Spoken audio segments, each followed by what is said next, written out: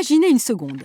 Angela Merkel décide de construire au beau milieu de Berlin un musée à son goût. Elle en choisit seule l'architecte, le musée devient son objet et la chancelière espère qu'après sa mort, ce lieu sera rebaptisé à son nom, ainsi immortalisé. Un scandale, un détournement de fonds publics. Non, en Allemagne, c'est impensable. Il en va tout autrement en France. Ainsi, quand en juin 2006, l'ex-président de la République, Jacques Chirac, inaugura solennellement le musée des arts premiers auquel il tenait tant, d'aucuns se permirent certes de critiquer violemment l'architecture de Jean Nouvel, mais personne ne critiqua le musée en lui-même. Non, au contraire, cet apport quasi personnel de Jacques Chirac à la culture française fut salué par tous, y compris par la gauche. C'est qu'il y va là d'une vieille tradition française. Qu'il s'agisse de monuments, de châteaux ou autres constructions, les rois bâtisseurs ont tous marqué leur époque.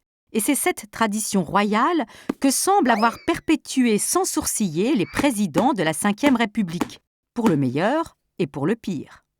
Petite revue. Charles de Gaulle marque peu d'intérêt pour l'architecture monumentale. Il se refuse à donner l'impression d'agir pour son image personnelle et se concentre sur des structures d'intérêt public comme le transfert du marché de gros des Halles à Rungis aux portes de Paris. Son successeur Georges Pompidou, lui, marquera fortement Paris. Étrange Pompidou, grand amateur d'art, mais peu soucieux du patrimoine parisien, moderniste à tout prix, au point de vouloir, citation, adapter Paris à la voiture.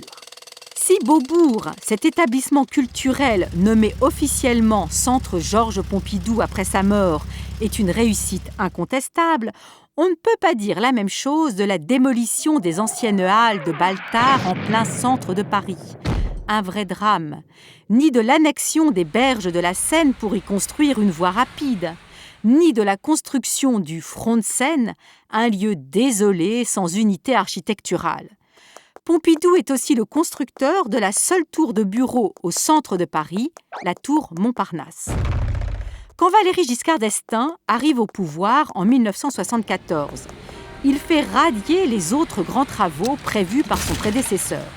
Les Parisiens auront ainsi évité de justesse une voie rapide sur l'autre berge de la Seine, un boulevard autoroutier en lieu et place du canal Saint-Martin et de ses écluses, une tour de 440 mètres, place d'Italie.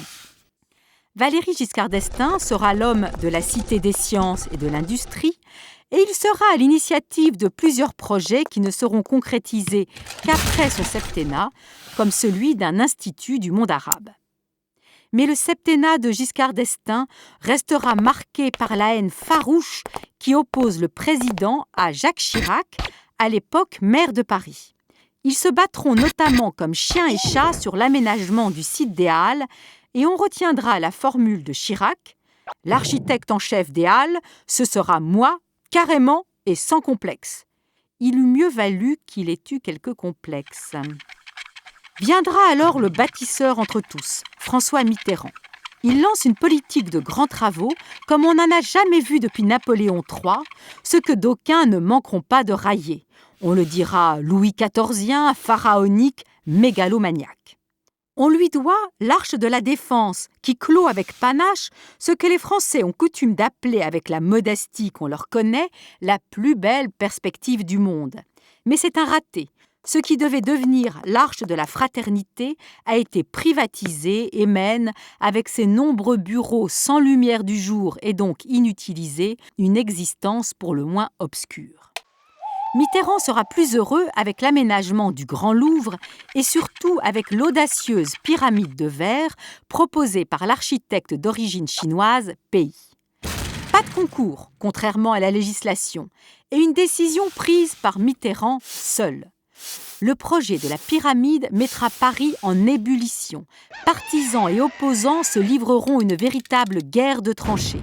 Finalement, quasiment tout le monde se mettra à l'aimer, cette pyramide. Mais que dire de l'Opéra Bastille ? Une mauvaise réponse à une question qui ne se posait pas, selon son futur directeur Hugues Gall. Mitterrand voulait démocratiser l'opéra, le rendre accessible à d'autres qu'aux seuls bourgeois. Il choisit donc un lieu hautement symbolique, la place de la Bastille, emblème de la Révolution française. Et si l'Opéra Bastille ne désemplit pas, ce succès ne parvient pas à masquer les malfaçons, les dysfonctionnements et la qualité douteuse de ses formes et matériaux. Autre projet mitterrandien sujet à polémique, la TGB, la très grande bibliothèque. 4 grandes tours de verre comme 4 livres ouverts. Le problème, c'est que les livres craignent la lumière. Il faudra ajouter des panneaux de bois à l'intérieur sur toute la hauteur des façades transparentes. La circulation des livres y est difficile, le coût de fonctionnement prohibitif, le terrain des bords de Seine inondable. Bref, pour beaucoup de Parisiens, la TGB, c'est la très grande bêtise. Voilà, nous avons déjà évoqué le prestigieux musée des Arts Premiers du successeur de Mitterrand, Jacques Chirac. Quant au nouveau président de la République, Nicolas Sarkozy, il ne s'est pas encore trop exprimé sur ce sujet. Gageons qu'il a bien sa petite idée en tête.